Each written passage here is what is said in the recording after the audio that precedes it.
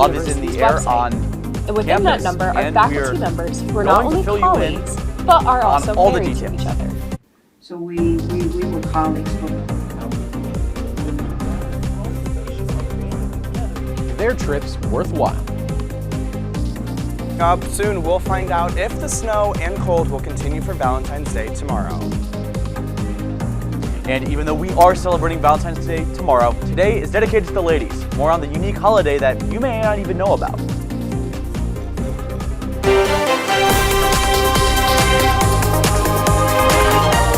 This is TV2 News.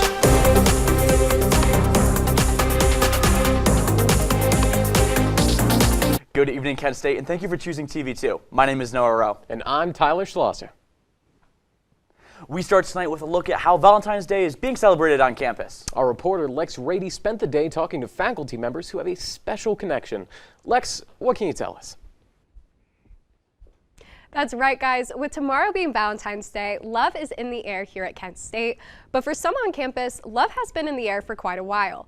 Here are some Kent State faculty members who get to see their spouses not just at home, but at work too. Kent State University has 2,700 full and part-time faculty members, according to the university's website. And within that number are faculty members who are not only colleagues, but are also married to each other. So we were colleagues for a very long time. Yeah. And so that's how, we met. Here. Can stay. Here we are, almost 24 years after our first meeting, very happily married. Through clocking into work, the Kent State lovebirds have the opportunity to spend even more time with their spouse compared to most couples. That's the best part of being married and working together. We get to live together, we get to work together, we get to drive to work together. We're basically together more than any of the other couples that we know. We try to stay together no matter what we do. We both enjoy it more if we're together rather than going out separately. Although the couples may work in the same departments together, their individuality comes out through their separate lecture styles and teaching methods. Although we do teach the same class, I understand we teach it quite differently. We pretty much have our own way of instructing or facilitating. So while we may occasionally discuss things a little bit, primarily we walk our own course when it comes to teaching. While these married faculty members may face some conflict in their work and personal relationships, they have found ways to work through it. Different days. The university, this semester, I'm here Monday and Wednesday. She's here Tuesday and Thursday. So fortunately, I don't really have to work in the same anything. When you work together and are married, just not take it too seriously. Let it be natural. That's not the only advice these couples gave to other couples who may be watching. Relationship is first. We do have to remind each other not to talk about work too much when we get home. And especially during the weekends. Even if you do have to ride home for 45 minutes listening about work. All the time. You see a keeper, you don't wait. Mm-hmm. Happy Valentine's Day Eve, Kent State. Make sure to spread some love tomorrow. For more information about how you can celebrate on campus, visit kentwire.com. For TV2 News, this is Lex Radde. Thanks, Lex. And all you need is love, at least for Fab's karaoke night tonight. The special theme of the night requires every song performed to have the word love either in the title or in the song itself. This is, of course, in celebration of Valentine's Day tomorrow. The event is taking place at 9 tonight in the basement of the Student Center. Tonight, Kent State's Dining Services is hosting a special Mardi Gras dinner in the Eastway Center. So if you're feeling hungry and in the mood for food to get you jumping, you can head down and expect to see some classic New Orleans cuisine served until 9 o'clock tonight. Likely appearances include jambalaya, beans and rice, and anything else to make your taste buds burn and cry in delight. Mardi Gras, also known as Fat Tuesday, is the last day before the religious season of Lent. The season spans 40 days and commemorates biblical stories such as Noah's Ark and Moses and the Ten Commandments. The Newman Center at Kent State will hold an Ash Wednesday Mass at 12:15 p.m. and 7 p.m. on campus to celebrate the start of the season. This is a season where we get the word carnival or festival. Carnevale, meaning goodbye meat, or festivale, which means goodbye feast. And we enter into 40 days of prayer, fasting, and almsgiving, or works of charity.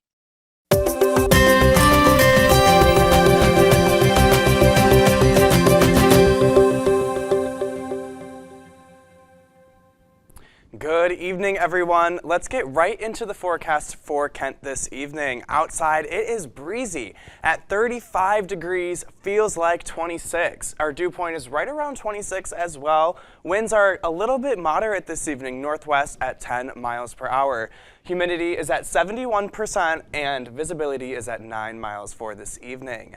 Now for the rest of the night, temperatures are going to be pretty chilly. Our low is going to be right at 25 degrees with occasional snow continuing through 7 p.m. Those cold temperatures are going to continue all through the evening and bring us a chilly Valentine's Day morning. Winds will remain at 10 miles per hour and the sunset was just a little while ago at 5:56 p.m. And for tomorrow, right around 6 a.m., 27 degrees outside, cold and cloudy. We're going to get a little bit of sunshine Valentine's Day afternoon, bringing our temperature up to 34 degrees, so still pretty cold. You're going to want to bundle up. 6 p.m., 31 degrees, and also pretty chilly for the remainder of the evening. Coming up later in the show, I will give you the full rundown on what you can expect for your 7-day forecast. Thanks, Aaron. Today brought with it another episode of Talking with Todd. President Dykens spoke about the current state of Kent's budget and some of the changes that would need to happen to keep the university from operating in a deficit. Declining enrollment and number of college-age students are to blame for the budget struggles. Dykens said he wants to help guide the university forward while treating faculty and other staff with kindness and respect. Dykens said that the university would need to cut the budget by nearly $18 million by 2027. Another round of indictments have been leveled against ex-executives involved in a bribery scandal regarding House Bill 6. 27 combined felony violations have been charged against Sam Randazzo, Chuck Jones, and Michael Downing, who were the chairman, CEO, and senior vice president of their respective companies. Each one is being charged with bribery, aggravated theft, and money laundering, amongst various other similar crimes. The deadline to vote in Ohio's March election is coming up quickly. If you're planning on casting your vote, you need to be registered by February 20th. The very next day on the 21st, early voting is going to be starting. Voters will decide on the presidential race as well as the races for the U.S. Senate, Congress, Ohio House, Ohio Senate, Ohio Supreme Court, and county races as well as local issues. These people don't know how to start startups. The CEO of OpenAI has made a statement to Americans following the growing concerns of AI. Up next, what he's telling us about the future of artificial intelligence. The CDC is changing guidelines on what experts are recommending you do to if you start feeling sick. Still to come. Feed the Pig. Tomorrow's news leaders. Today's top stories. From an award-winning student newsroom. This is TV2 News, truly Portage County. Welcome back, everyone. Up next, we've got stories set to shake up several established industries. To help with that, Anthony Leonardi is here to fill us in. Anthony? That's right, guys. Many industries are making changes ranging from strikes and layoffs to increase safety for Airbnbs. Thousands of drivers for Uber and Lyft plan to strike on Valentine's Day because of pay and working conditions. A campaign group in America called Justice for App Workers said last week that employees of these companies are sick of working 80-hour weeks just to make ends meet.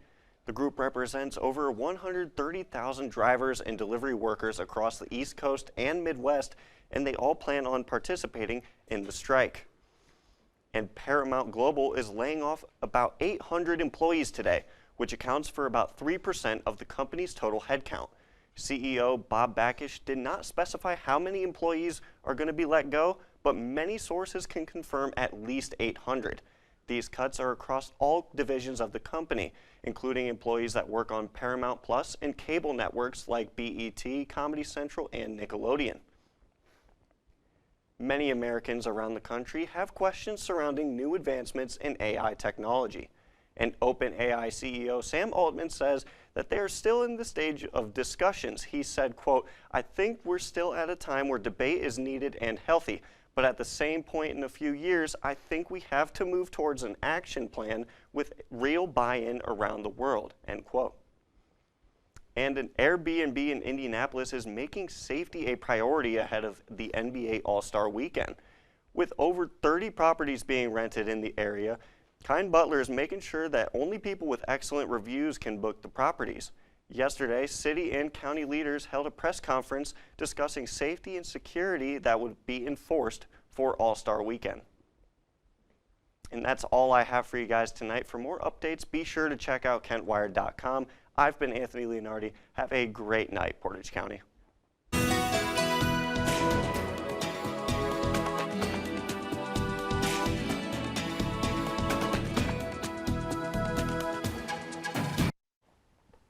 A potent nor'easter storm was unleashing heavy snow across the mid-Atlantic and New England today, disrupting travel, knocking out power, and even shutting schools down across the region. I mean, even back here in Ohio, we've seen lower temperatures, even some earlier tonight. Aaron, do you think we're going to be seeing more of these cold temperatures as the week goes on? Yeah, it's definitely going to remain pretty chilly. Those temperatures are not going to get above 42 degrees at all as our high within the next 7 days. So it is going to remain. It was just our last newscast. We were talking about how it was going to be warm, and just a few days ago it was 63, and now we're back down to 23, 27, and 30 degrees. We did get a little bit of the snow from that storm. I was coming in and it was just, coming down. So we got a little bit of flurries, but let's go ahead and look at what we can expect for the rest of the 7 days and kind of what the rest of this state is experiencing this evening.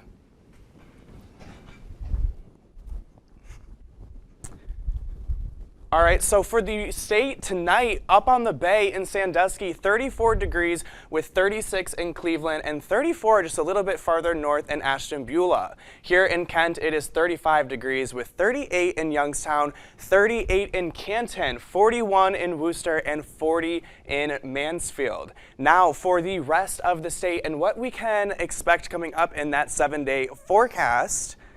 Columbus is looking right around 47 degrees with Dayton being 48, 51 in Cincinnati, so they're a little bit warmer than what we've been experiencing here. 42 in Lima, 36 in Akron, 43 in Steubenville, and 48 in Athens.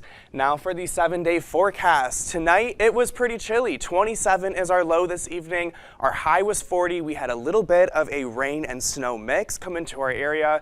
Tomorrow it's not going to be any warmer with a high of 36 and a low of 23 for Valentine's Day. Partly cloudy skies, rainy day on Thursday. 44 is the high, and your weekend is going to be chilly as well. Saturday is only going to be 30 degrees for our high with a low of 23. Partly cloudy skies for our area as well. Sunday, however, we'll have a little bit of sun in our area, which will bring the temperature up just a tad to 38 and then 46 on Monday. So hopefully that trend continues for our area as we wean out of February and hopefully into spring. That is all for your Tuesday evening report. Stay up to date with more news and weather stories at KentWired.com. I'm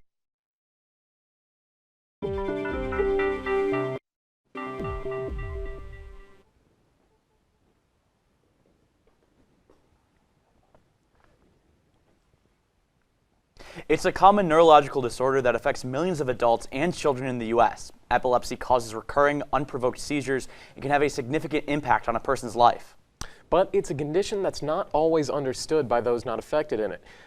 In today's Health Minute, Mandy Geither has 5 things that everyone should know about epilepsy.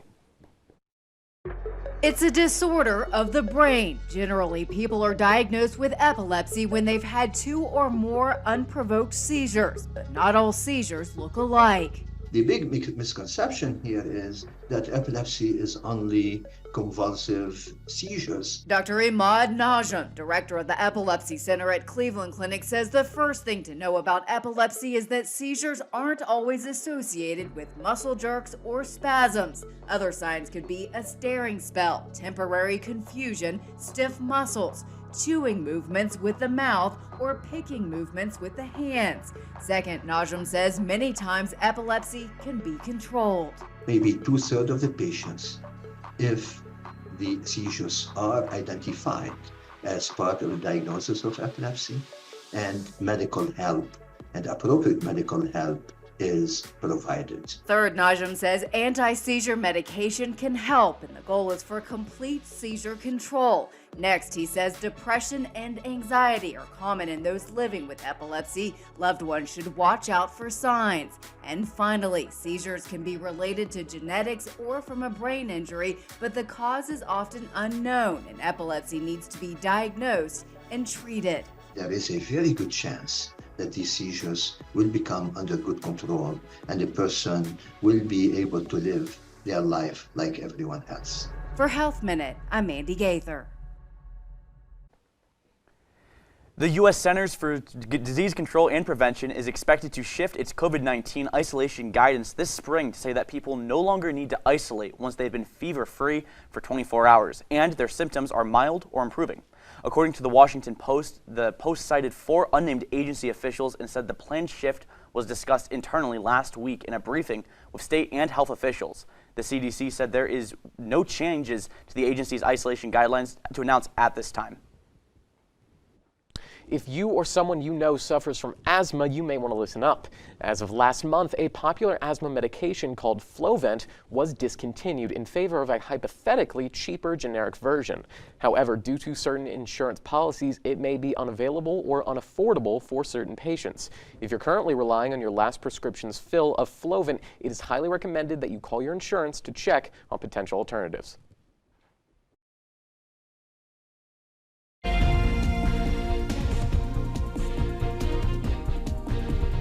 Coming up, we will be telling you all the details about this Gouda holiday. And did the Cleveland Cavaliers win 10 games in a row, or did the Philadelphia 76ers finally knock them off? Find out later on your TV2 Sports Report. And now, your TV2 Sports Report.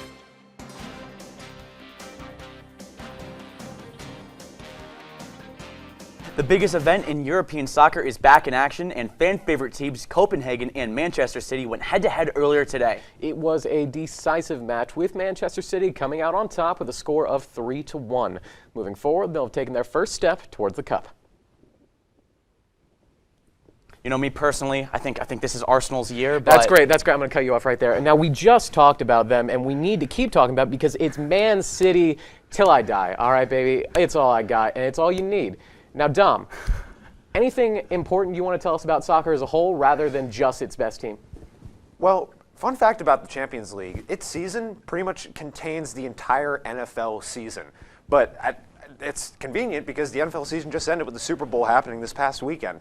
But with that, good evening, friends. I'm Dom O'Brien, and we're going to take a gander at some other sports that are warming up this coming spring. We're going to start with the Golden Flashes baseball team. They have been selected to repeat as regular season Mid-American Conference champions in the annual preseason coaches poll. The Golden Flashes had 8 out of 10 first place votes. Ball State was listed as a close second, followed by Central Michigan and Western Michigan. The Flashes performed well last season, finishing with a 42-16 record with an astounding 22-1 home record. This season, the conference tournament returns to Avon, Ohio, with the top 6 teams making the championship. And now we move over to lacrosse. The Kent State lacrosse team was represented as the Mid-American Conference announced this season's first Player of the Week awards on Tuesday. Goalkeeper Taylor Monturo was named MAC Defensive Player of the Week for the second time in her career. Monturo recorded a .500 save percentage with 10 saves facing 25 shots against Ohio State. The Flashes will be back in action Saturday, February 17th for the home opener at Dick Stadium against George Mason. Now we're going to head right over to the Cavs versus the 76ers, and right off the bat, Tyrese Maxey 3. He had a great game, 22 points, not too shabby for it being without Joel Embiid in that play. Donovan Mitchell here driving up and giving it to Jared Allen for the slam, as now they end the third quarter with the Cavs up by 1. But then Kelly Oubre Jr., long two-pointer, got it in up against Karis LeVert, tying the game 102 apiece. But then Buddy Hield, the newest acquisition from the Indiana Pacers, is going to get a bucket there. He had a decent night as well, getting 22 points Now here, this was a really intense play. Darius Garland looking for a three, couldn't get it. Rebound, Levert. Mitchell for three, got it there. Cut it to 1 point with 14 seconds to go. And then in crunch time here, trying to get a last-second three or two to tie or win the game. Mitchell driving, can't get it. It's blocked from Reed. The three from Garland is no good. And the 76ers smack the 9-game win streak out of the hands of the Cleveland Cavaliers by beating them by 2, 123 to 121. That's all the time I have for you, but be sure to look at some more sports content on TV2 Sports on all social media platforms. I'm Dom O'Brien, and this has been your TV2 Sports Report. You know, I wish we could get right into this story because it's truly a great one. Stay tuned because cheddar things are coming right after this. A very cheesy day, National Cheddar Day is celebrated annually on February 13th. Created by the Tillamook County Creamery Corporation, this day celebrates the amazing cheese type called cheddar and all of its edible products. Cheddar cheese hails from the actual city of Cheddar in Somerset, South England. Cheddar is the star player in many awesome snacks like Goldfish and Cheetos. Where would we be without it? Now, depending on whether or not you have someone to share the special day with, you may be excited for or dreading tomorrow. But either way, you could follow in the footsteps of the wonderful Leslie Knope and many people across the country in celebrating Galentine's Day tonight. This is a day to celebrate those special platonic relationships in your life with or without the traditional waffles and mimosas. If you haven't yet, raise a glass to that special friend. I just gotta say it, I'm so excited for cheddar today. I like grilled cheese tonight's gotta happen.